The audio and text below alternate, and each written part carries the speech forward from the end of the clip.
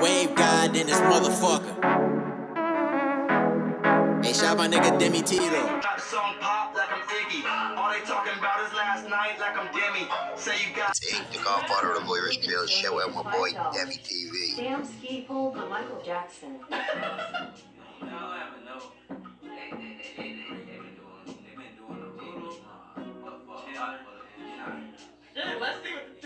Let's see what the chat thinks.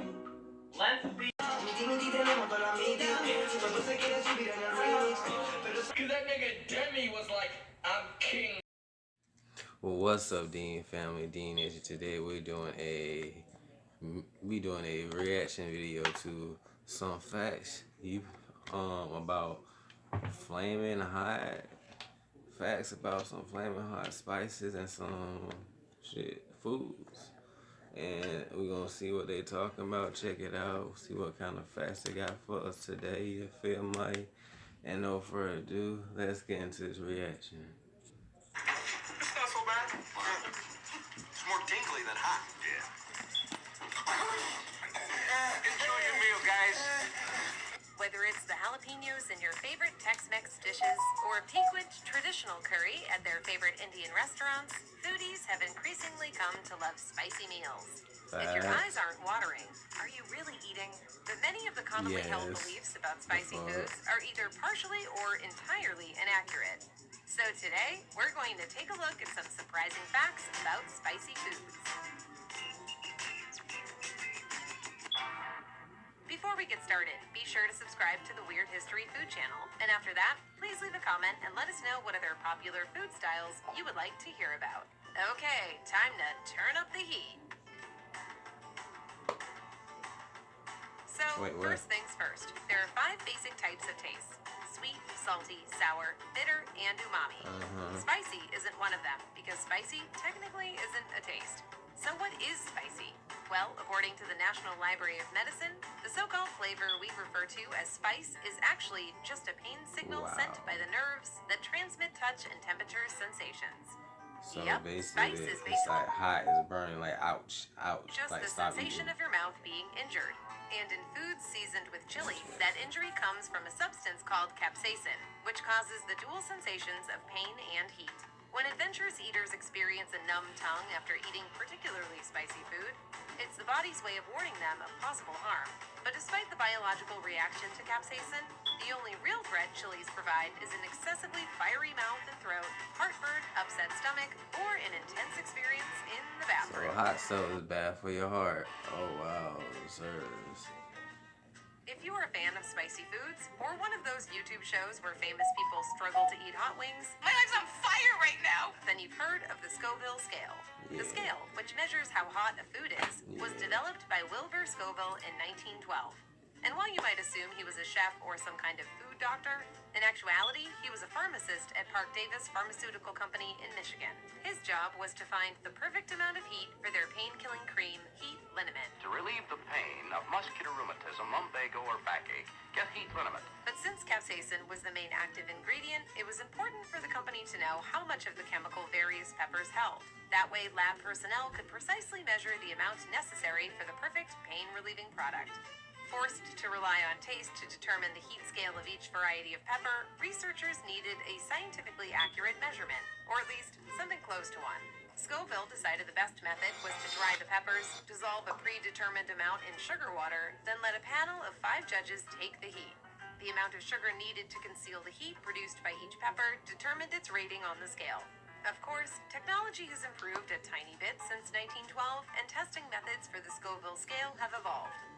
For example, in the 1980s, experts began using high-performance liquid chromatography, which sounds more scientific than 5 guys eating chilies.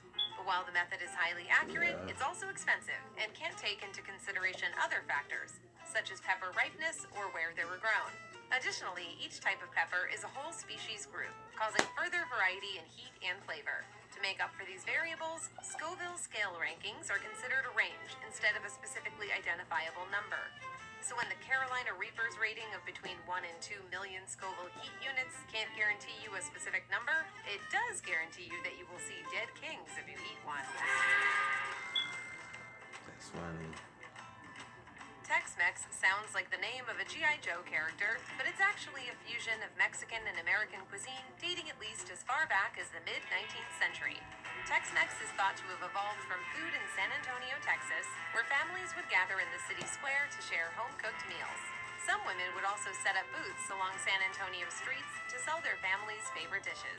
Over time, these women came to be known as chili queens. Locals and tourists alike could get a plate of carne con chili with a side tortilla for 10 cents, and other stands sold items like tamales, coffee, and beans. The railroad's 1877 arrival in San Antonio That shit look nasty, but I'm pretty sure that shit good. brought more tourism and more opportunities for people from across the country to experience the distinctive local cuisine. Many of those people came on the Texas and Mexican rail line, called the Tex-Mex for short, and the route name eventually became a blanket term for the food riders could buy along the way. Over time, people even referred to Tejanos living in the area as Tex-Mex, further establishing the identification for the food they served. Today, patrons visiting a Tex-Mex restaurant expect an array of different dishes, including things like nachos and burritos and half-price margaritas. But it all started with those single plates of carne con chili served by San Antonio locals centuries ago. Speaking of chili, while cultures worldwide now embrace it to spice up their dishes, the fruit originated in the lowlands of Brazil. And it is a fruit, for the record, so make sure to add it to your next edible arrangement. From there, it spread mostly thanks to birds. Not because they're big into heat challenges, but because they have no mouth receptors to register heat. That means they'll scarf down chili peppers like there's no tomorrow, later excreting them in their droppings. Migration patterns of various bird species spread the seeds throughout the area, allowing for different varieties to thrive depending on the regional climate. When Christopher Columbus visited South America in the late 1400s, he enjoyed chilies so much that he brought specimens back with him to Spain, where we assume he was thrown in prison after scalding the lips of Queen Isabella. From there, the fruit traveled the trade routes to be dispersed throughout the world. I see what they did there. That's kind of funny.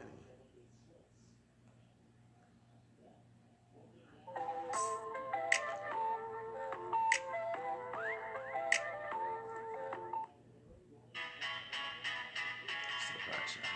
Despite its distinctively Asian influence, sriracha from Huifong Foods is manufactured in the distinctively non-Asian locale of Irwindale, California, which is otherwise known for its rock quarries. Recipes for the mass-produced condiment originated in the small Thai city of Sriracha, which is where the sauce got its name from. And while families throughout the region prepared their own versions for generations, it was Vietnamese-American immigrant David Tran who introduced his version of the sauce to the U.S. in the 1980s. Tran's Irwindale-based factory uses peppers grown in Mexico to produce around 3,000 bottles of sauce per hour and 200 tons of sauce per week. So, enough for a single table of stepfathers at a barbecue. The factory creates so much sriracha it's irritating. Literally.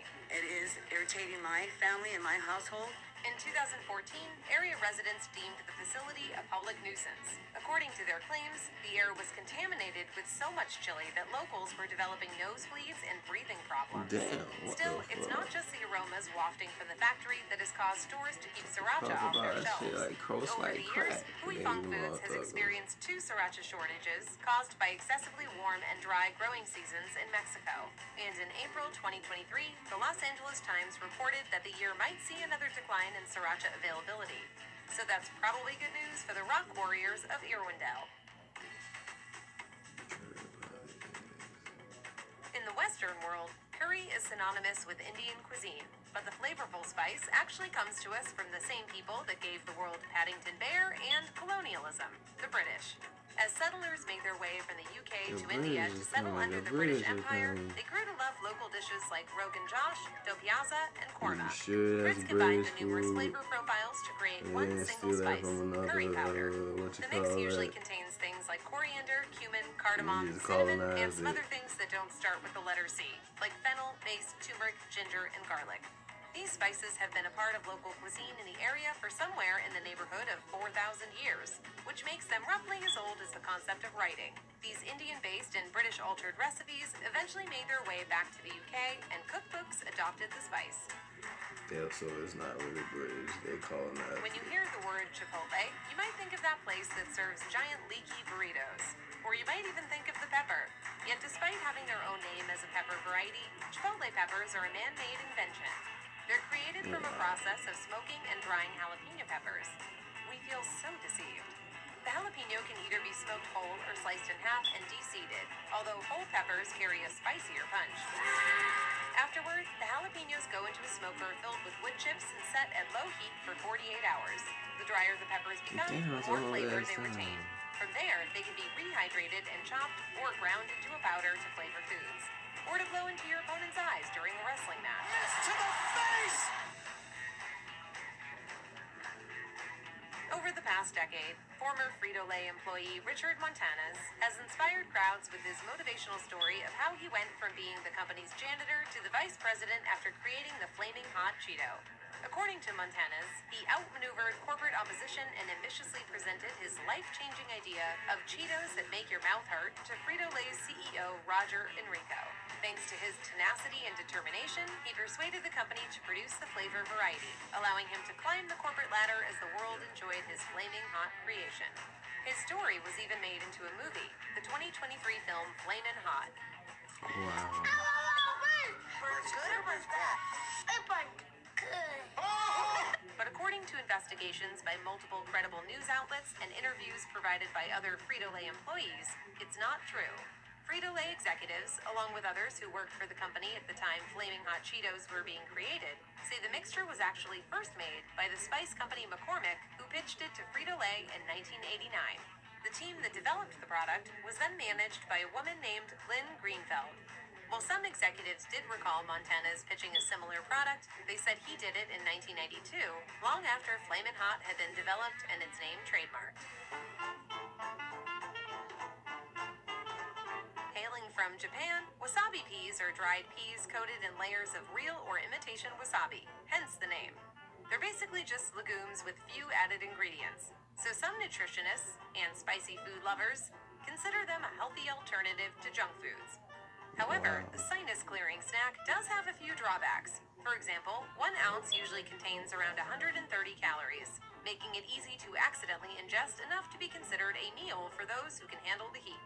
Another drawback is that the dried green peas don't carry much nutritional value on their own, and some people who can stomach more than a handful of the spicy snack warn that wasabi peas can temporarily harm the taste buds, leaving foods tasting bland and unappetizing for days afterward. That is, every food except wasabi peas. That's crazy. These things. Initially sold in the UK before the fiery snack made its 1971 US debut, Andy Capp's hot fries were inspired by a popular British cartoon character. Popular? Really? Well, I guess he did get some hot fries named after him. The Spicy Chips mascot made his debut in the comics section of British papers way back in 1957. Andy Capp, a perpetual barfly who regularly got into fistfights with his nagging wife, seems like an odd choice for a brand ambassador. Even the strip's creator, Reg Smythe, later admitted regret over his character's mistreatment of his wife, Flory. But someone evidently decided that Andy Capp's love for beer and chips, which is the British term for French fries, made him the ideal candidate for these fry-shaped alternatives to snack chips. And the rest is accidental purchase from a vending machine history. So what do you think? How spicy do you like it? Let us know in the comments below, and while you're at it, check out some of all that other shit. You can miss me with that. You feel me? Comment below what y'all doing, what y'all favorite taste of Flamin' Hot shit in the comment section below. You feel me?